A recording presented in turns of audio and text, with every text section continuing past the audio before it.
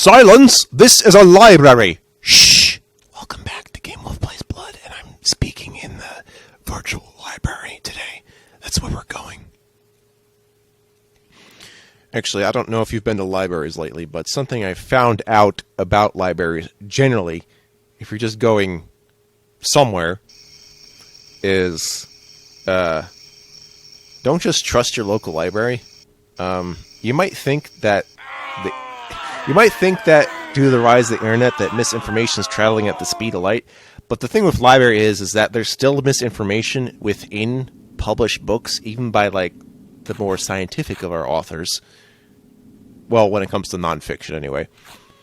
And it just means the misinformation is really, really slow, and no one's picked up on it yet because we don't know who's actually reading that stuff right now.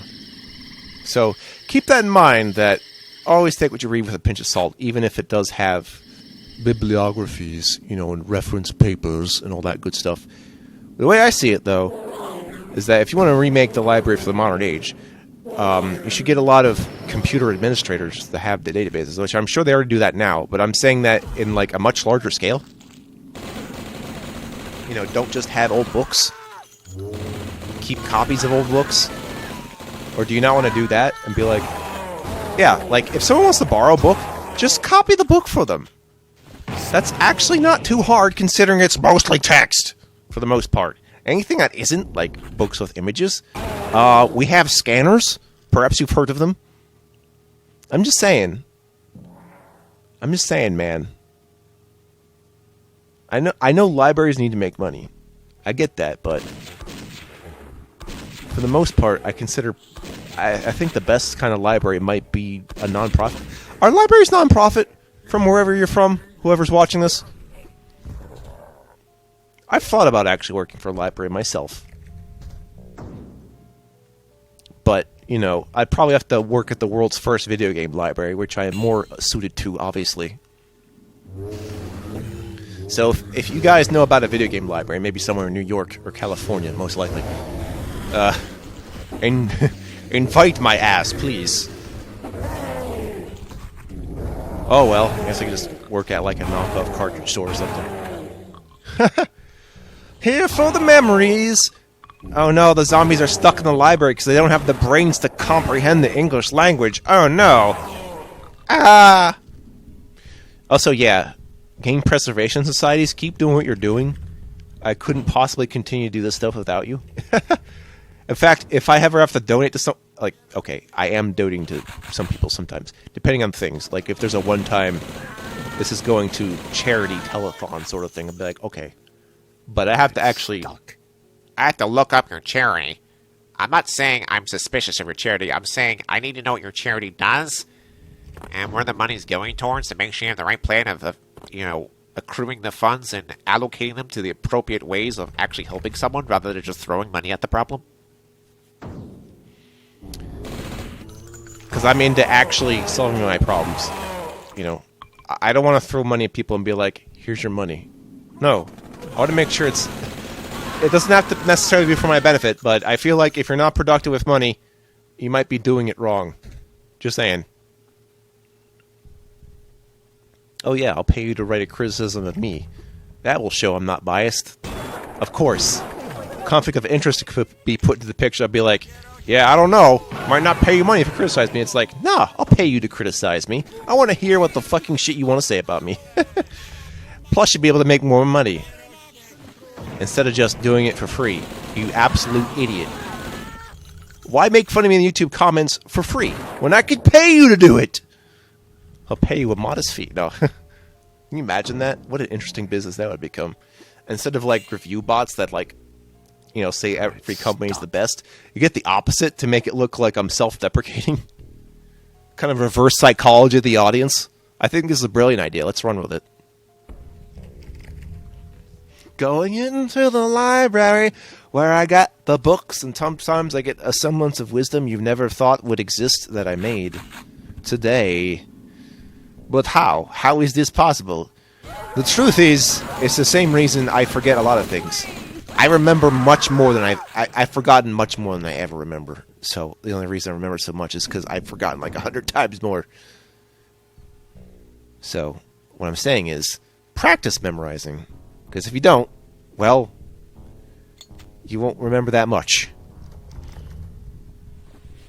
Of course, it will be annoying, especially since I'm not a big fan of repetition. But it sometimes needs to be done.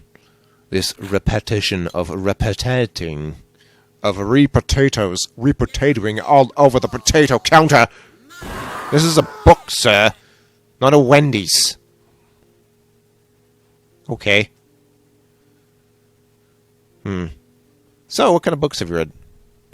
I actually went and read the original Dune a while ago.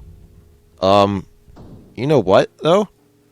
I read it, and I felt like a certain, like, this is going to feel weird, but I actually felt enlightened from reading Dune. I mean, I obviously knew it had political undertones, but some of those political undertones I don't feel like are mentioned in any review site I know about, or even TV tropes, which, you know, I would think to be the first to pick off this particular undertone, that they're just not. I don't know if I want to bring up what that is, but for those of you who have read Dune, and you understand the conflict between, you know, whoever the protagonist and such, there's this one particular thing about, like, who this guy is born to, that kind of highlights, you know, it's just like,